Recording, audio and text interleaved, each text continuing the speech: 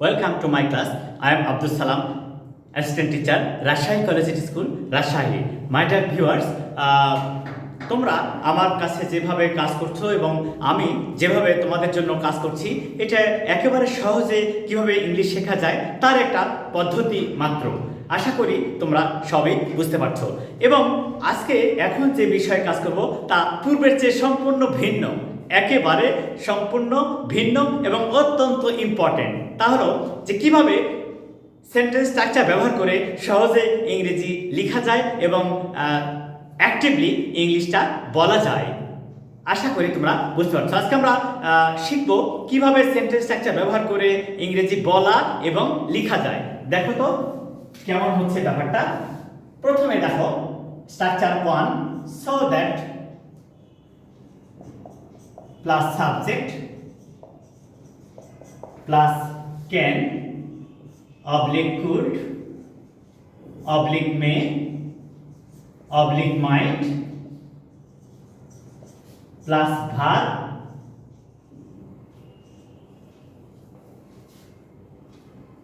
Plus object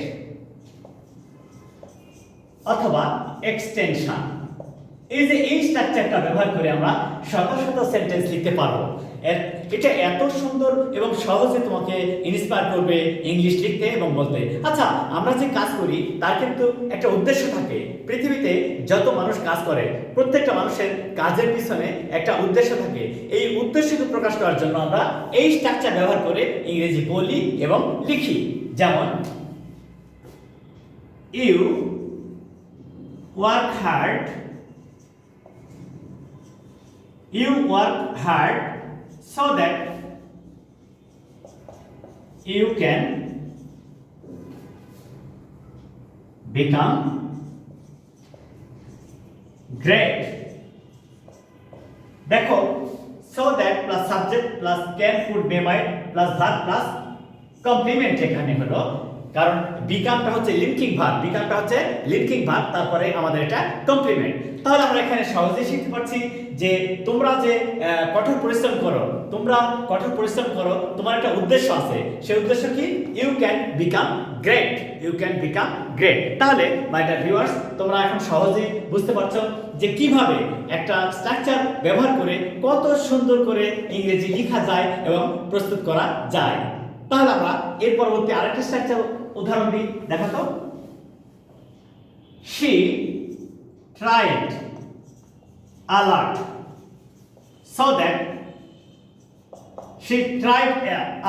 so that she could finish her work on time.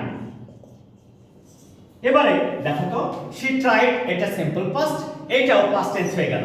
তাহলে আমরা এখানে সহজে শিখবো একটা বিষয়, সেটা হলো যে একটা কমপ্লেক্স বা কম্পাউন্ড সেন্টেন্সে একটি ক্লজ প্রেজেন্ট টেন্স হলে অন্যটাও প্রেজেন্ট টেন্স হয়। এই যে ক্যান ওয়ার্ক, একটা ক্লজ প্রেজেন্ট টেন্স হলে অন্য ক্লজটাও প্রেজেন্ট টেন্স হয়। আবার বলছে একটি কমপ্লেক্স বা কম্পাউন্ড সেন্টেন্সের একটি ক্লজ পাস্ট টেন্স হলে অন্যটাও পাস্ট টেন্স হয়। তাহলে আমরা সহজে বুঝতে পারলাম যে কিভাবে একটা সেন্টেন্স স্ট্রাকচার ব্যবহার করে সুন্দর করে ইংরেজি লেখা যায়।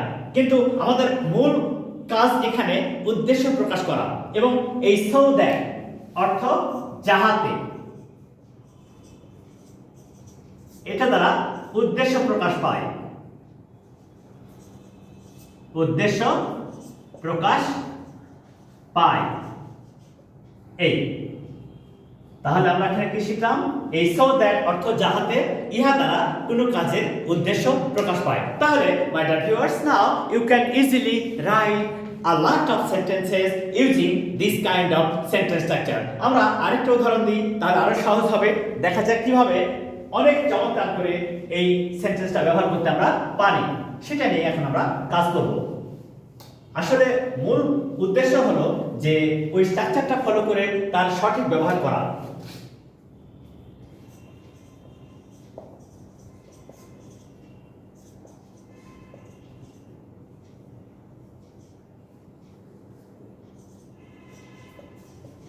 দেখো তো এবার, we go to educational institutes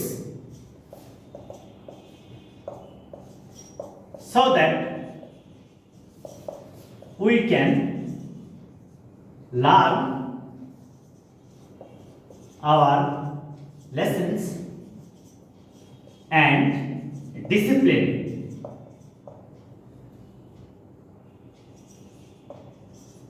এখানে এই সেন্টেন্স স্ট্রাকচারটা আরো এস্টাবলিশ করছি আমরা কিভাবে, এইভাবে। সেটা কি, we go to educational institutes, we go to educational institutes, আমরা শিক্ষা প্রতিষ্ঠানে যাই। হোয়াই, কেন যাই, উদ্দেশ্য কি?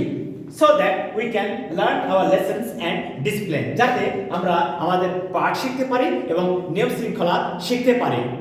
ডিসিপ্লিন না শিখলে জীবনে কখনো কিছু ভালো কাজ আশা করা যায় না। ঠিক একইভাবে তুমি মনে করো এমন একজন স্টুডেন্ট, তুমি মনে করো এমন একজন শিক্ষার্থী যার বাবার অনেক টাকা পয়সা আছে, যে ইচ্ছা করলে নিজে বাড়িতে অনেক বই এবং অনেক শিক্ষক নিয়োগ করতে পারবে। কিন্তু একটা কথা মনে রেখো যে তোমার উদ্দেশ্য ডিসিপ্লিন শেখা এবং পড়ালেখা শেখা। বাসায় সবসময় যে ডিসিপ্লিন আছে সেটা অবশ্যই সম্মানজনক, we respect it, but the discipline of your school is too much different and which can help you to be an ideal citizen. Am I right? Okay, in this way we can easily understand this structure, that is so that always indicates the purpose of action, so that always indicates the purpose of action. একইভাবে আমরা এখানে যেটা কাজ করছি সেটাও তাই বলছে যে so that দ্বারা সব সময় কোনো কাজের উদ্দেশ্য প্রকাশ পায়, so that সব সময় কোনো কাজের উদ্দেশ্য প্রকাশ করে। তাই আমরা যদি কোনো কাজের উদ্দেশ্য প্রকাশ করতে চাই তাহলে অবশ্যই so that plus subject plus modals plus verb plus extension এই স্ট্রাকচারটা ব্যবহার করবই। তাহলে আমরা আরেকটা সেন্টেন্স লিখি, দেখো তো, I work hard so that my viewers can be benefited by me. এবারে খেয়াল করে দেখো তো, এখানেও সো দ্যাট ব্যবহার করা হচ্ছে, এখানেও সো দ্যাট ব্যবহার করা হচ্ছে। আই ওয়ার্ক হার্ড, আমি কঠোর পরিশ্রম করি, আই ওয়ার্ক হার্ড, আমি কঠোর পরিশ্রম করি, সো দ্যাট যাতে my viewers can be benefited by me, যাতে আমার ভিউয়ার্সরা আমার দ্বারা উপকৃত হতে পারে। সো মাই ডিয়ার ভিউয়ার্স, আমরা কিন্তু সহজেই তাহলে এই স্ট্রাকচারটা আয়ত্ত করতে পারছি। এই স্ট্রাকচারের মূল উদ্দেশ্য হচ্ছে যখন কোনো ভিউয়ার্স বা কোনো ব্যক্তি কোনো কাজ করবে, সেই উদ্দেশ্যমূলক আচরণ করবে, উদ্দেশ্যমূলক আইডিয়াস প্রকাশ করবে, তখন এই স্ট্রাকচারটা আমরা ব্যবহার করব। আমরা এই স্ট্রাকচার নিয়ে আরও সেন্টেন্স উদাহরণ দিব যা আমাদেরকে হেল্প করবে।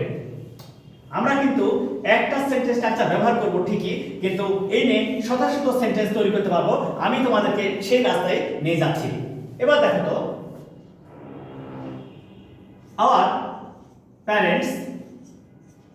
our parents work for us so that we can become great in future.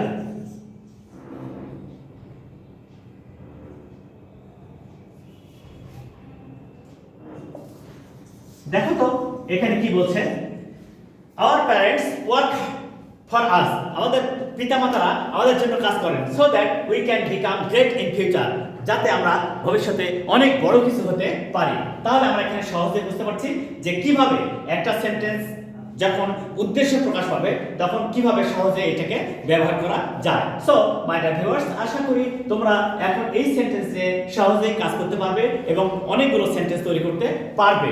এবার দেখো তো,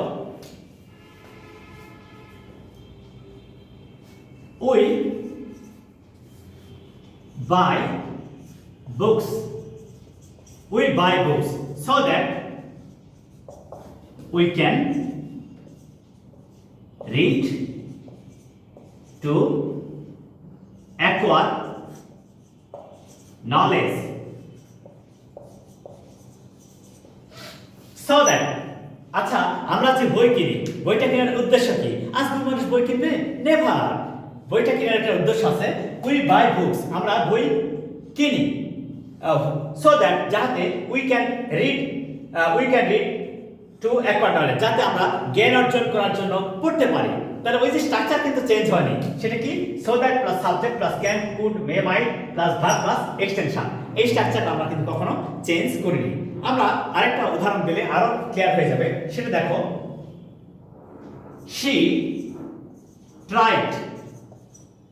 she tried a lot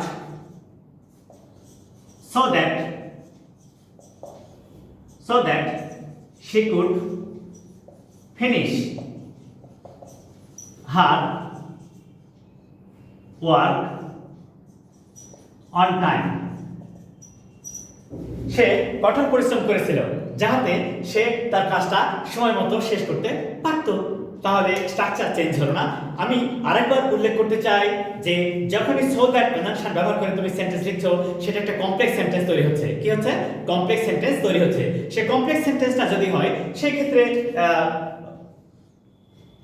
principal clause যদি প্রেজেন্ট টেন্স হয়, সাবঅর্ডিনেট ক্লজও প্রেজেন্ট টেন্স হয়, প্রিন্সিপাল ক্লজ পাস্ট টেন্স হলে সাবঅর্ডিনেট ক্লজও পাস্ট টেন্স হয়। কিন্তু structure change হচ্ছে না। সেটা কি?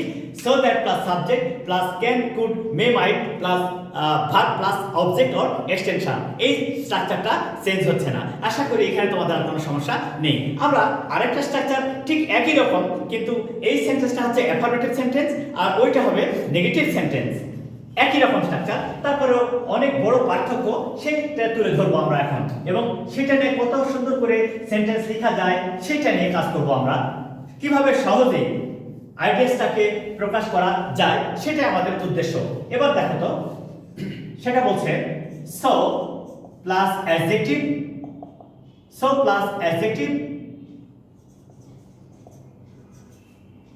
Plus that plus subject plus cannot অথবা could not plus verb plus object অথবা এক্সটেনশন। এই স্ট্রাকচারটা ফলো করে দেখো একটা নেগেটিভ সেন্টেন্স কত চমৎকারভাবে তুলে ধরা যায়। আসলে structure will help you to create the base of a sentence which will help you to write more and more interesting ideas properly and correctly. সেটা কি? He was so ill that he could not attend the meeting.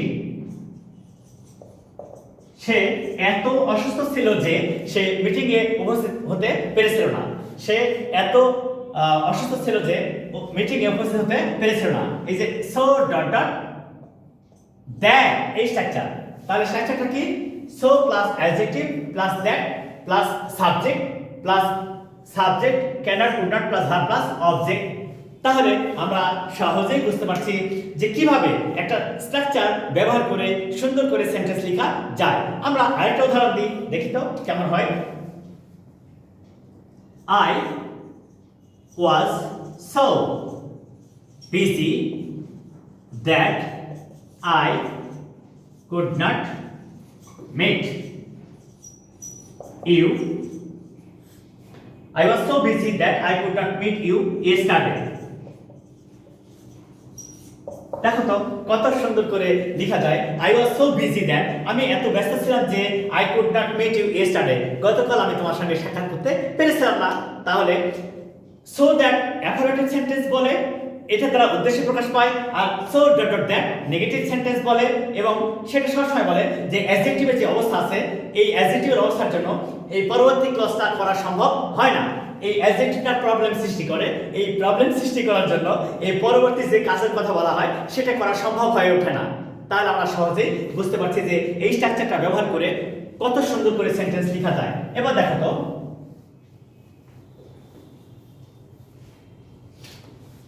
he is so active, He is so active. He is so active that he cannot avoid his duty.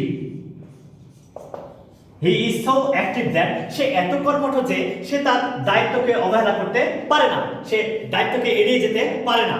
তার মানে বুঝতে পারছো যে এই অ্যাডজেক্টিভটা active হওয়ার কারণে সে এই দায়িত্বকে এড়িয়ে যেতে পারে না। So my dear viewers, now you can easily understand that you can write English easily and correctly by using the sentence structure. আমাদের আরো অনেক স্ট্রাকচার আলোচনা করার আছে, আজকে এ পর্যন্তই। আশা করি তোমরা এখন নিজেরা এই স্ট্রাকচারগুলো প্র্যাকটিস করবা, ফলো করবা এবং নতুন নতুন সেন্টেন্স লিখবা এবং ইংরেজি বলার অভ্যাস করবা এই স্ট্রাকচার ব্যবহার করে। So thank you and I would like to request you that please share my channel, like it and subscribe it. Thank you all.